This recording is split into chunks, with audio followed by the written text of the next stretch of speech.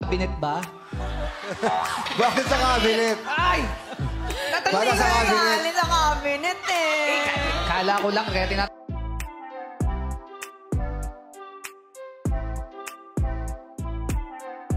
Tila magpasa hanggang ngayon nga ay hindi pa rin makamove on ang mga tagahanga ni Kim Chiu at Paolo Abilino sa episode 28 ng kanilang hit series na What's Wrong with Secretary Kim. Sa katunayan, di nga lang ang Kim Pao fans ang hindi makamove on dahil pati nga ang mga co-host ni Kim Chiu sa It's Showtime ay hindi pa rin makaget over sa scene na ito ng Kim Pao. Sa latest episode kasi ng It's Showtime, May 21, 2024 sa segment na Especially For You, ay inasar-asar na naman ni Bong Navarro si Kim Chiu. Dito nga ay muling inungkat ni Bong ang naging scene nila Paolo at Kim Chiu sa cabinet. Nag-umpisa nga ito nang ini-interview nila ang ex-couple sa Especially For You patungkol sa naging mitya ng kanilang paghihiwalay.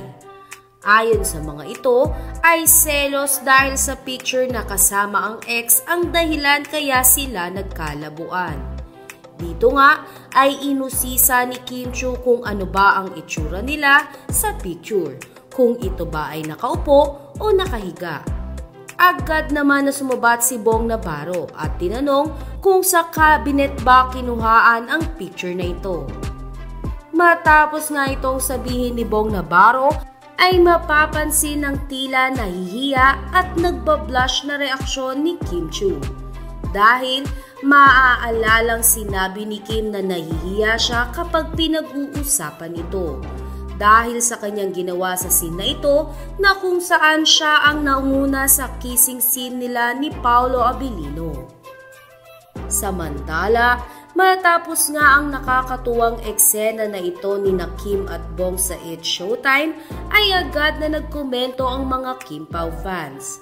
Anila ay kapansin-pansin ang pagka-blush ni Kim Chiu nang maungkat uli ang kissing scene nila ni Paolo Abilino sa cabinet. Na tila ba napakalaking epekto talaga ni Paolo ngayon sa buhay ni Kim Chiu.